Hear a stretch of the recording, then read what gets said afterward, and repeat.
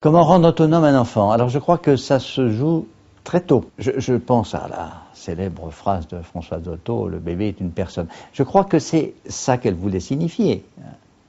Le bébé n'est pas un prolongement de la maman. Il est déjà quelqu'un.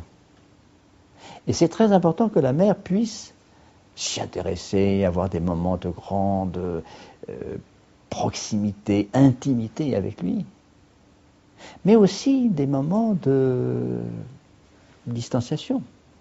Il y a tout un rythme qui se perd. Je pense à un enfant encore très, très jeune, 15-16 mois, une petite fille, troisième de 3 enfants, de 3 filles, ce qui n'est pas rien sans doute, qui occupe énormément la maman, évidemment. Qu'on observe selon une méthode que je pratique beaucoup, qui est la méthode d'observation des nourrissons, décrite par une psychanalyste anglaise historique, et qui est une méthode de formation très très utile pour les futurs psychothérapeutes ou différents métiers de l'enfance. Récemment, la maman a montré à l'observateur que dans son jardin, il y avait un coin qu'il n'avait jamais vu, qui était un potager, où on accédait par le garage, où les filles en question n'avaient pas accès, et où elles passaient de longs moments tranquilles. Et elle a pu aussi dire, notamment parce qu'il y avait son beau-père là, qui était un appui tout à fait utile pour elle, je vais pouvoir prendre 2 heures, je vais mettre ma petite fille au lit, et je vais pouvoir prendre 2 heures pour moi. Alors évidemment c'est gradué, hein. C'est pas la même chose à 1 semaine, et puis à 1 an, ou à 2 ans, etc. Mais il faut qu'il y ait déjà en germe, peut-être dès la grossesse, en tout cas à partir de la naissance, cette place pour une distance, une altérité,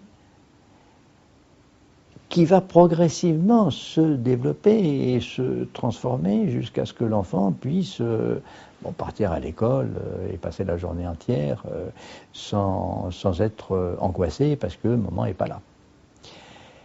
Les difficultés que l'on rencontre, c'est ce qu'on appelle les angoisses de séparation, quelquefois les relations symbiotiques même.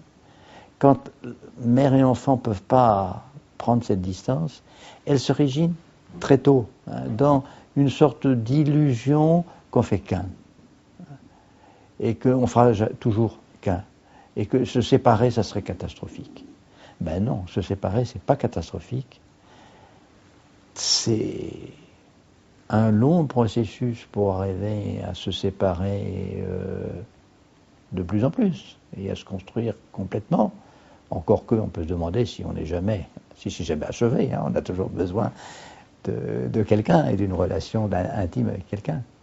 Mais c'est un long processus pour arriver à stabiliser tout ça et à se sentir le même, qu'on soit à l'école, qu'on soit à la maison, qu'on soit avec les copains, qu'on soit dans des activités de loisirs, etc. Ça s'origine d'emblée et c'est beaucoup cette place de l'autre, du tiers, et du tiers paternel qui permet que ça se passe bien.